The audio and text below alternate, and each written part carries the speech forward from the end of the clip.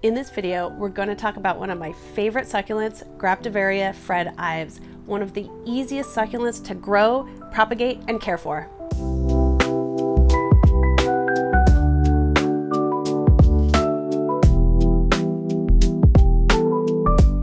Graptoveria Fred Ives is one of my favorite succulents. It is so notable for its beautiful coloring, which ranges from purples and pinks to pale greens. It has this beautiful rosette shape, and it is also one of the fastest growing succulents out there. You'll notice it is quite large, and it propagates so easily. So in this video, I'm going to share a little more info on this beautiful succulent, as well as some tips and tricks to make it thrive. Graptoveria Fred Ives is a cross between two different succulents, Graptopetalatum paraguayanese, commonly known as ghosties, and Echeveria gibiflora, which is a beautiful Echeveria succulent known for its very striking purple leaves. Fred Ives, I'm assuming, is the guy that created this cross, and it's got the best of both worlds. So ghosties are known for they're such easy plants to propagate. You cut the stem, they grow more, you pull off the leaves, they grow more, and they have this wonderful kind of seafoam green color. And the Fred Ives also have that seafoam green color, but they've also taken on that wonderful purple coloring from the Echeveria gibiflora. And obviously Graptoveria, you can tell it's a cross between those two types of succulents. It's really fast growing. As long as it gets the right care, it can grow really large, really fast, and it can be propagated so easily, so quickly, which is also why it's great for succulent arrangements. You see them a lot in rock gardens. I usually cut them and put them in my holiday wreaths because they grow back super quick. And overall, they do well in a lot of different environments. They are succulents, so they are going to be thriving in a warmer climate. They are not frost resistant, so you're going to want to keep them over 40 degrees to say 95 degrees. That might be even a little bit hot. They are a little bit more sensitive than your average succulent. They can do well in direct sunlight and they can do well in shade. If it's really hot direct sunlight, that might be a little bit too stressful for them and they might get sunburned or just not thrive as well. And equally, if they're in too much shade, they'll grow really leggy and long. The color is also very dependent on the amount of sun and stress that it gets. If you want to achieve that more rich purple color and even pink orange color, you're going to want to put them in a lot more direct sunlight, maybe water them a little bit less as well, add a little bit more stress. When they are watered a lot and in less direct sunlight, they're going to be a lot more green, a lot more of the pale green color that is closer to the ghosty color. Having said that, I have found striking a kind of a balance. They are going to want a lot of bright, at least indirect light, for 6 to 8 hours a day for them to really thrive and keep their compact shape. Like most succulents, if they don't get enough light, they'll get really leggy and long and stretch. And it's not necessarily the nice compact, beautiful look that you're going to want in a succulent. But equally, if they're given too much hot direct sunlight, I've found that sometimes it stunts the growth of the leaves and they don't look their best. So it's kind of a little bit of a balance to strike, but they are such easy plants to care for. They likely won't die if you put them in one of these situations. You can kind of put them in there and observe and see how they do and move them. You know, unlike a lot of houseplants that do not like to be moved, they're happy to be moved around, and these are like succulents you cannot kill. One of the reasons I love them so much. Being succulents, they're going to want to be planted in a succulent type soil, meaning really loose, rocky, a cactus mix, nothing too compact. You don't want something that retains too much water. You don't want a tropical houseplant mix because they are susceptible to rot like most succulents. So a dry, loose soil, a good cactus mix, they'll be the happiest with that. And again, because they're succulents, they don't want to have too much water. But unlike other succulents, I have found that Fred Ives do like a little bit more regular watering compared to other succulents that might want to be more dry. I recommend when watering, you give them a good deep watering. Make sure the soil is nice and moist, and then let that soil fully dry out before you water again. That's usually my advice for most succulents, but even if even if the soil has a little bit of moisture, it might be okay as long as it's a nice, well-draining mix. These succulents in particular have been outside in a lot of rain and they are absolutely thriving. The leaves are nice and thick and full of water. That's where most succulents become drought tolerant. They retain the water in their leaves. This is Waffles. He wants to join in to talk about plants. If you're not sure as well, it's always best to err on the side of less water when it comes to succulents. But you will notice if the leaves look a little bit thin and floppy, a little bit wrinkled, they're looking for some more water. Another sign that they might want water is if the long stem sometimes starts to get aerial roots, and that's also a sign that it could be looking for a little bit more water. One nice thing about these plants is they are non-toxic to humans and pets, so no need to have any precautions as far as that goes, but they are somewhat susceptible to pests. This lovely compact rosette shape is the perfect place for mealybugs to hide, as well as aphids, especially when they bloom. And taking care of that is usually pretty simple. I take a spray bottle where I fill it halfway full with isopropyl alcohol and halfway full of water, swirl it around, and spray it on both those aphids and the mealybugs, and that does tend to keep them at bay. One problem I've also found recently is a lot of my Fred Ives have gotten some fungal infections. We've had a lot of rain here in California lately, and I also live really close to the coast, so we have a lot of moisture in the air, and I've had some powdery mildew issues and also some other little fungal issues. So a good copper fungicide is great to spray on them. And when you water them, try to keep the water off of the leaves, water just the soil. These do tend to collect the water on top, and it will sit there, and it's not really great for some of those more fungal issues that can happen to succulents. Luckily, if you are facing these issues, they're pretty easy to overcome. So I have a ton of these plants, and part of the reason I have so many is that they propagate so easily. And I received my first Fred Ives when I first moved to my house a little over 5 years ago, and my mom had a ton of these in her garden. She had a lot of clippings. She handed me a big bag full of them, and they were kind of in bad shape, as in they were just in her yard and they were her cuttings that she was getting rid of, knowing they grow so quickly. So I did have to go through and cut them all and clean them back. I sprayed them all down with my alcohol solution. I let them dry out, and I just planted them straight into my yard or in a few pots, and now I am the owner of a ton of these plants as well. I did mention the blooms that they get, which can attract aphids. So in the springtime they do bloom, and luckily they are not death blooms. The blooms will come out of the side. A lot of people cut them off because they do attract aphids, but you can keep them on if you want and just kind of keep the aphids at bay. I usually just tend to cut them off and put them in our compost bin because I can't be dealing with the aphids. So propagation, how do you propagate these beautiful plants? Well, very simply, you can see like this one, they cut very easily. I cut this one right out of a flower pot right before I started shooting this video, and you can even see, maybe you can see this, straight away there are already, before I cut this, there were little roots coming out of the side of this plant. So once this is allowed to callus over and dry off, because I did mention, like most succulents, these are susceptible to rot. This is really full of a lot of moisture. I'm going to want to make sure that is fully dry before I plant it. So luckily these can survive a long time without being planted. I'm going to let that fully dry out, and I can either plant it on its side where these little roots can come in, or stick it straight into the soil and it will continue growing. This is a sad looking pot. I kind of let it go.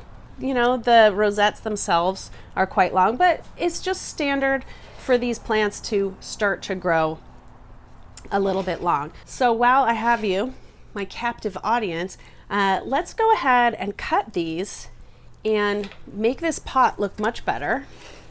I'm just going to cut it here. This one's not doing too good. I think this one has a bad powdery mildew situation going on. And I'm gonna cut this one. And absolutely, I could just toss these. However, one of the beauties of Graptoveria is it will start to grow a ton of new baby plants out of the side of these stems.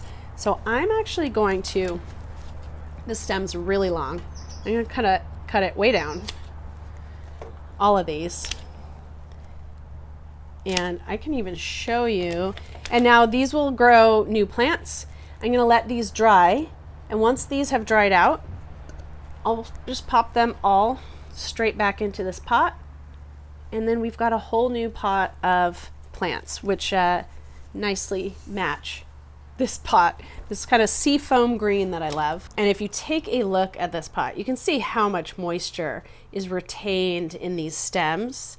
And here's a stem of one. I think this one was really badly affected by powdery mildew, but you can see on the side of this stem how there's all these new baby plants, and I want to give them, this one's just not happy.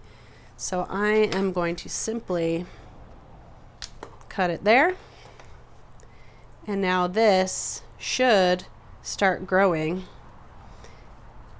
more plants. And now, you know, it looks like that's part of the reason it wasn't so happy. Look, there's no, this is rot.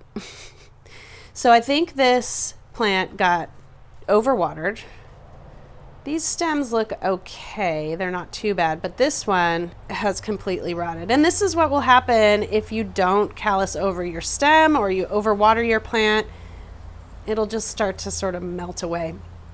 So what I would do with this is I'd actually probably add a lot more dry, fresh cactus mix and replant this and then pop these ones back in. You can see there's some of these had been affected by the fungal issues I mentioned before. And these haven't had a ton of direct sunlight because they are that more kind of greenish color. Let me show you one of my favorite Fred Ives I have in my yard and what it can look like.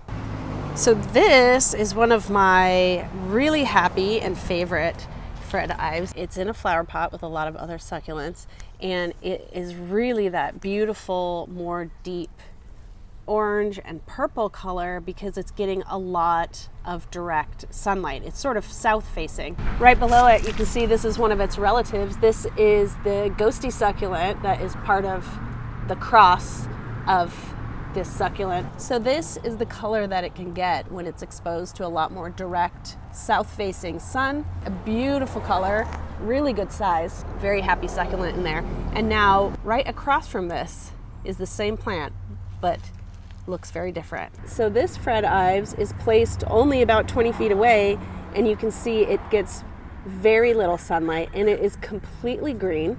Still a nice size. The leaves are a lot longer, a little bit more of that stretched look when it's looking for more sunshine, but that is another Fred Ives and how the light affects the color and the look of this plant. In my yard, I have a lot of these, as you can see, and look, this one. So it rained a few days ago, and you'll see how that rain is still on this succulent. This one's not getting as much direct sun. There's more back there. And again, it's much more green. And now these ones get some direct light in the morning, and then they're in the shade for most of the afternoon. So you see it's kind of a mix.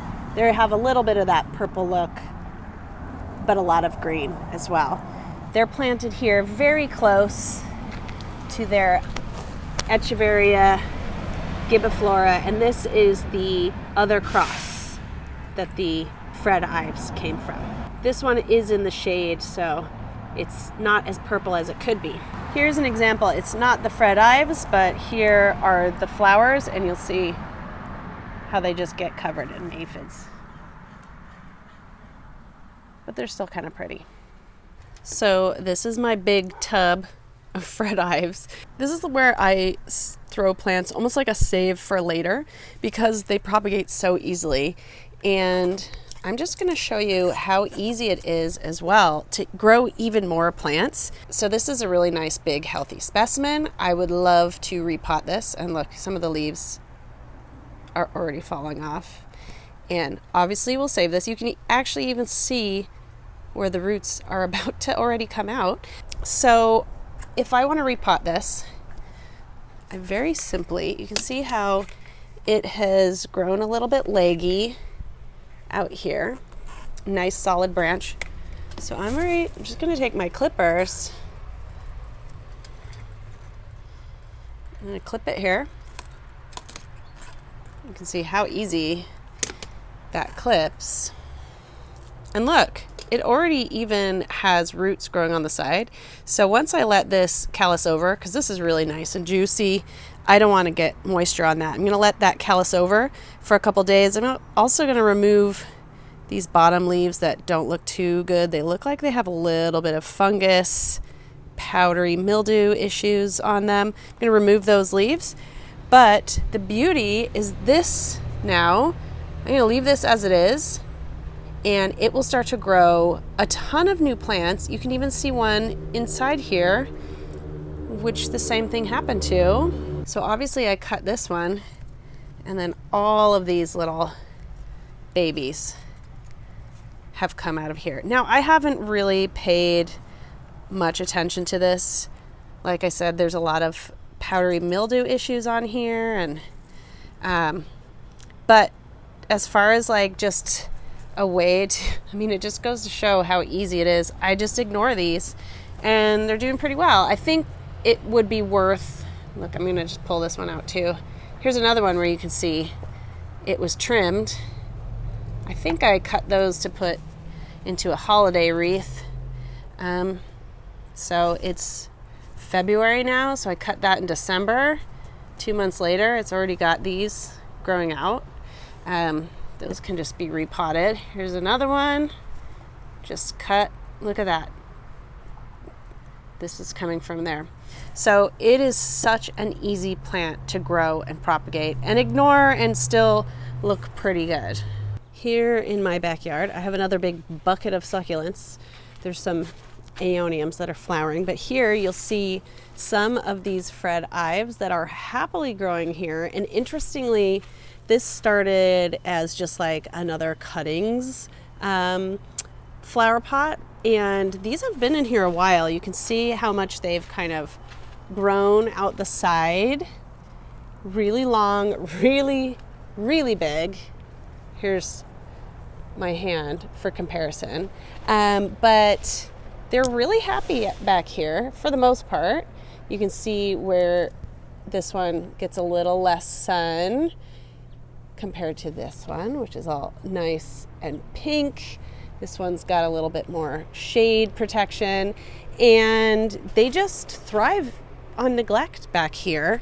And interestingly, you can see where there was one here, and it obviously got damaged, and it's got a ton of new little baby Fred Ives growing out of the side. But they do get quite long and big, and I'm quite happy for these to sit here because they do look really nice in this pot. You can see them angling their way toward the sun. Like I said, they thrive on neglect. These are so easy to care for. I really don't even water these regularly.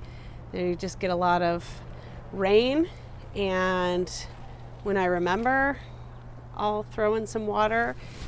This is a plastic pot, so it retains a little bit more water than, say, a terracotta pot, which wicks away the water, but for the most part, they are really happy here. So propagating these are so simple. Aside from cuttings and stem propagation, these are one of the easiest plants to do leaf propagation from. Very similar to their relatives, the ghosties. You can propagate these very simply from a single leaf. In fact, these drop leaves so much and you kind of forget about them. Look over here. Here's a dropped leaf that just fell onto the deck. And look at that. It's just growing a new baby plant. Obviously, this is how easy it is. I didn't even realize this was here. That's how easy these plants grow from a single leaf. And even looking around, I can see this is a big pot of jade plant. And I just noticed while I was out here filming looks like down inside here is a Fred Ives leaf had fallen in here, and it's got some babies growing. Multiple rosettes coming out of what was a leaf propagation. So to propagate these plants, this is a perfect example. There's a nice big leaf stuck on the side of this. And if you give it, you know, a pretty firm twist, like this, the leaf should come off intact. And you know it's intact when you can kind of see that little dot there. It's not broken. And so all I need to do is I could just set this aside like the other one that was on the deck, and it should start to grow roots and a new little rosette. Alternatively, if I just place it here in this pot, it will start to grow. This pot's looking a little bit worse for wear, so I might want to put it elsewhere. I could very simply just place it here with a lot of my other succulent propagations, as you can see. And look, here's some other little baby Fred Ives that I propagated earlier. So setting this aside, this is a relatively dry, shallow tray of cactus mix, and keep these in the shade. You don't want them to get in the sun. They do not like to be in the sun, but they do like to be in bright, indirect light. They like it to be really nice and warm, and it should just start to grow little baby plants. Very similar to the way a lot of these other plants are doing. And equally, you could grow more plants from just this stem. One thing you will want to do is plant it sort of the right side up.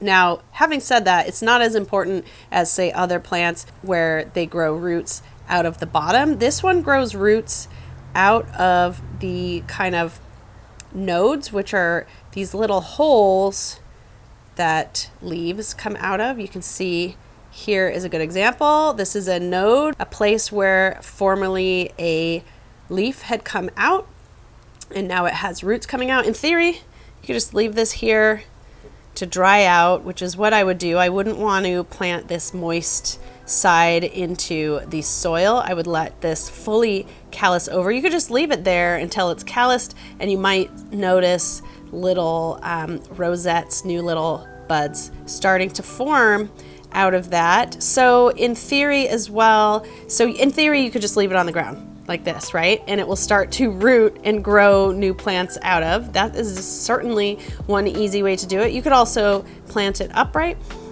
So one way to tell which is the top and which is the bottom, I don't know if you see the shape of these nodes, if you can tell how there's a little bit of a triangular shape on that side, like that.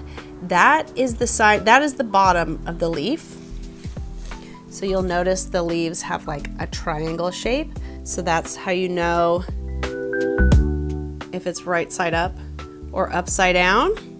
So you can see there, the kind of more rounded triangle shape is on the bottom of the node. Here's another node with roots coming out of it. Again, if I just like set this down on its side in the soil, it will start to grow like this. You don't have to completely immerse it into the soil, but if you wanted to, I would recommend putting the kind of root side down, which is that. But I am looking forward to this pot coming back to life once these grow new rosettes and adding the cut stems back into there. So that is my guide to Graptoveria Fred Ives. Again, one of the easiest plants to propagate, to care for, to grow. If you have any questions, feel free to pop them in the comments below. I try and reply to every comment, or if there is another plant you'd love for me to go into in more detail to learn about the care, also put that in the comments. You can also find me on Instagram and TikTok, and don't forget to subscribe.